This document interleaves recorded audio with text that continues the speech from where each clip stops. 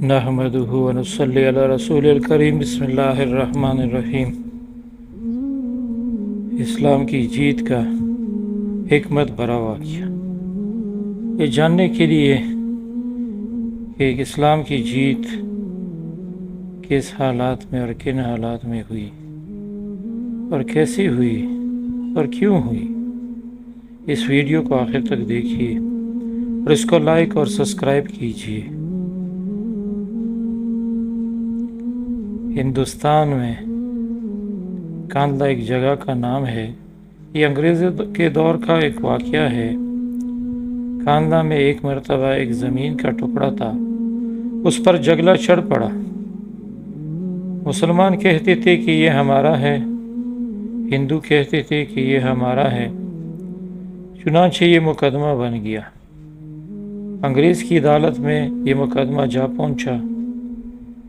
جب مقدمہ آگے بڑھا تو مسلمانوں نے اعلان کر دیا کہ یہ زمین کا ٹکڑا اگر مجھے ملا تو میں مسجد بناؤں گا۔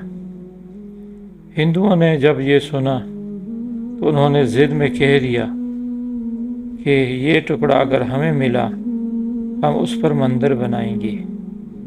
اب بات دونوں انسانوں کی انفرادی تھی، لیکن اس میں رنگ اجتماعی بن گیا، حتیٰ کہ ادھر مسلمان جمع ہو گئے اور ادھر ہندو اکٹھے ہو گئے، اور مقدمہ ایک خاص نوعیت کا بن گیا۔ اب سارے شہر میں قتل و غارت ہو سکتی تھی، خون خرابہ ہو سکتا تھا، تو لوگ بھی بڑے حیران تھے کہ نتیجہ کیا نکلے گا۔ انگریز جج تھا، وہ بھی پریشان تھا کہ میں اس میں کوئی صلح و صفائی کا پہلو نکالے، ایسا نہ ہو کہ آگ اگر جل گئی تو اس کا بجھانا مشکل ہو جائے گا۔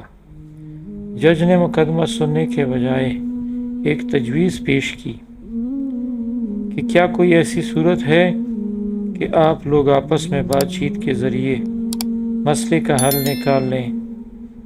تو ہندوؤں نے ایک تجویز پیش کی کہ ہم آپ کو ایک مسلمان کا نام تنہائی میں بتائیں گے، آپ اگلی پیشی پر ان کو بلا لیجئے اور ان سے پوچھ لیجئے، اگر وہ کہیں کہ یہ مسلمانوں کی زمین ہے تو ان کو دے دیجئے، اگر وہ کہیں کہ یہ مسلمانوں کی زمین نہیں ہندوؤں کی ہے تو ہمیں دے دیجئے۔ جب جج نے دونوں فریقان سے پوچھا تو دونوں فریق اس پر راضی ہو گئے۔ مسلمانوں کے دل میں یہ تھی کہ مسلمان ہوگا جو بھی ہوا تو وہ مسجد بنانے کے لیے بات کرے گا۔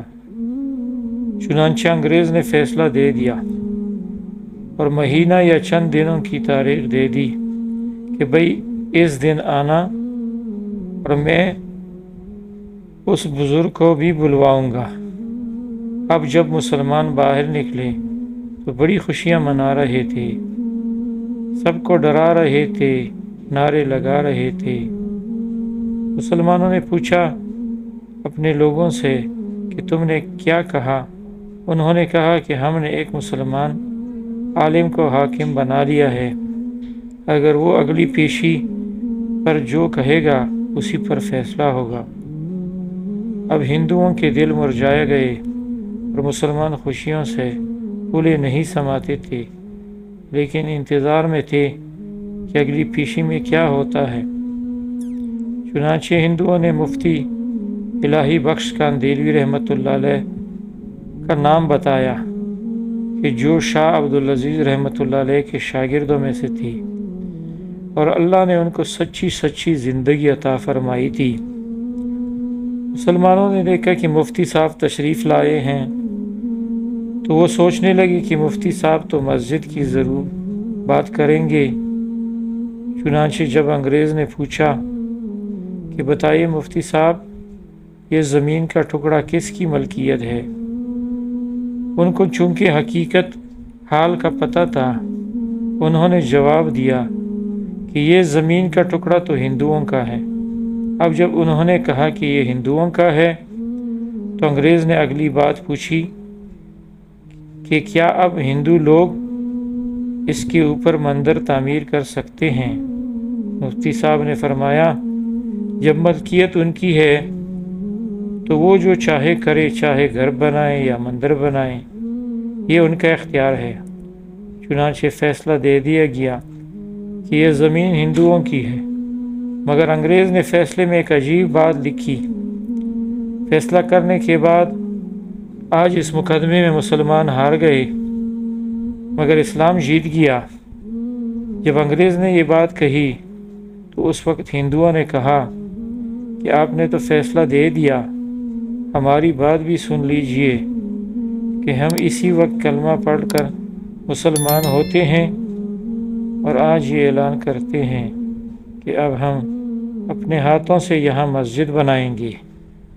تو عقل کہہ رہی تھی کہ جھوٹ بولا کہ مسجد بنے گی، مگر مفتی صاحب نے سچ بولا اور سچ کا بول بالا سچے پروردگار نے اس جگہ مسجد بنوا کر دکھلا دی۔